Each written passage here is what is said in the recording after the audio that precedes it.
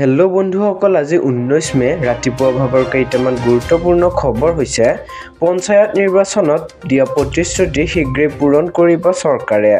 700 টকাতে লাভ কৰিব ৰন্ধন গেছ। সেয়েহে 300 টকাকৈ হ্ৰাস পাব ৰন্ধন গেছৰ মূল্য আৰু এই কথা ব্যক্ত কৰিলে মুখ্যমন্ত্ৰী ডক্টৰ হিমন্ত বিশ্ব শৰ্মাই। কলাক্ষেত্ৰত অনুষ্ঠিত এক অনুষ্ঠানত মুখ্যমন্ত্ৰীৰ ডাঙৰ ঘোষণা।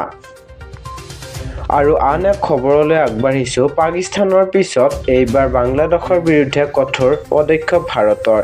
বাংলাদেশত উৎপাদিত সামগ্ৰী ভাৰতত প্ৰৱেশ কৰাৰ সম্পূৰ্ণ নিষেধাজ্ঞা বন্ধ কৰি দিয়া হৈছে ভাৰত-বাংলাদেশৰ বন্দৰসমূহ।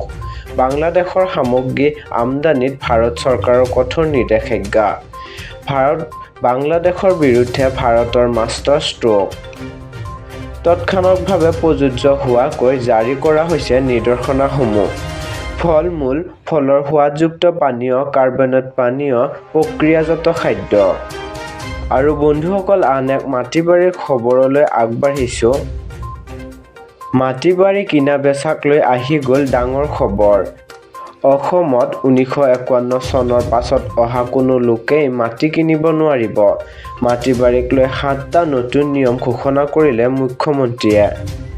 বহিৰাগতই অসমত মাটি কিনিব নোৱাৰিব যধে-মধে।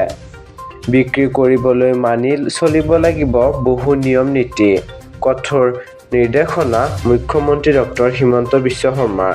অসমত নিৰ্বাচিত ৰেভিনিউ ব্লক 51ৰ আগত অহা লোকেহে মাটি কিনা-বেচা কৰিব পাৰিব। অসমৰ কিছু ব্লকত প্ৰযোজ্য হ'ব কিছু নতুন নিয়ম। বিশেষ কিছু অঞ্চলত মাটি-বাৰী ক্ৰয়-বিক্ৰয়ত প্ৰযোজ্য হ'ব নতুন নিয়ম। মুখ্য নগৰসমূহত অৱশ্যে এই নিয়ম প্ৰযোজ্য নহ'ব। ইফালে শীঘ্ৰেই অসমৰ চৰ অঞ্চলৰ ভূমি হ'ব ছাৰ্ভে ৰাজ্যৰ।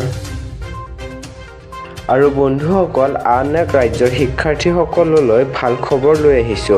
ৰাজ্যৰ স্নাতক উত্তীৰ্ণ শিক্ষাৰ্থীক লৈ মুখ্যমন্ত্ৰীৰ বৃহৎ ঘোষণা। গ্ৰেজুৱেট হ'লে প্ৰতি মাহে লাভ কৰিব 2500কৈ টকা। 2025 বৰ্ষৰ উত্তীৰ্ণ স্নাতক শিক্ষাৰ্থীলৈ এবছৰৰ বাবে দিয়া হ'ব এই সাহায্য, অথবা 25,000 এককালীন টকা প্ৰদান কৰা হ'ব। অক্টোবৰ মাহৰ পৰাই লাভ কৰিব এই ধন। গতিকে আপোনালোকে নথি-পত্ৰ সাজু কৰি লওক। জীৱন প্ৰেৰণা আঁচনিৰ জৰিয়তে শিক্ষাৰ্থীসকলক দিয়া হ'ব এই ধন। 25 কোটি টকা খৰচ হ'ব এই জীৱন প্ৰেৰণা আঁচনিত। আৰু বন্ধুসকল, পৰৱৰ্তী খবৰলৈ যোৱাৰ আগতে ভিডিঅ'টো যদি ভাল পাইছে প্লিজ লাইক এটা কৰি জনাব। অসমৰ মুখ্যমন্ত্ৰী হিমন্ত বিশ্ব শৰ্মাই ঘোষণা কৰিছে যে ISIৰ নিমন্ত্ৰণত পাকিস্তানলৈ গৈছিল গৌৰৱ গগৈ। পাকিস্তান চৰকাৰৰ গৃহ বিভাগে নিমন্ত্ৰণ দিছিল গৌৰৱ গগৈ। SITৰ তদন্তত এই বিস্ফোৰক তথ্য ফাদিল হৈছে। 10 ছেপ্টেম্বৰত সংবাদমেলযোগে সকলো তথ্য দিব মুখ্যমন্ত্ৰী হিমন্ত বিশ্ব শৰ্মাই। এইটো এটা বহুত চিৰিয়াছ অফেন্স হয়। পৰৱৰ্তী খবৰলৈ আগবাঢ়িছো। মুখ্যমন্ত্ৰী আত্মনিৰ্ভৰ আঁচনিৰ বাবে আহি গ'ল নতুন খবৰ। 2 লাখ টকা ল'বলৈ সাজু হওক আবেদনকাৰীসকলে। শীঘ্ৰেই অনুষ্ঠিত হ'ব সাক্ষাৎকাৰ। আত্মনিৰ্ভৰ অসমৰ আঁচনিক লৈ মুখ্যমন্ত্ৰীয়ে কৰিলে ডাঙৰ ঘোষণা। প্ৰতিজন যোগ্য যুৱক-যুৱতীয়ে লাভ কৰিব 2 লাখকৈ টকা। 25,000 যুৱকে প্ৰথমে লাভ কৰিব 1 লাখকৈ টকা। 1 লাখ টকা লাভ কৰা সকলে কাম পৰিদৰ্শন কৰা হ'ব আগষ্ট মাহত। উদ্যোগী কামত বিনিয়োগ কৰা সকলক পুনৰ দিয়া হ'ব 1 লাখকৈ টকা। আৰু সেয়েহে সাক্ষাৎকাৰৰ বাবে সাজু হওক CMAৰ আবেদনকাৰীসকল। 30 মেৰ ভিতৰত সম্পন্ন হ'ব সাক্ষাৎকাৰ। সাক্ষাৎকাৰত বাছনি হ'লেই পাব CAৰ ধন।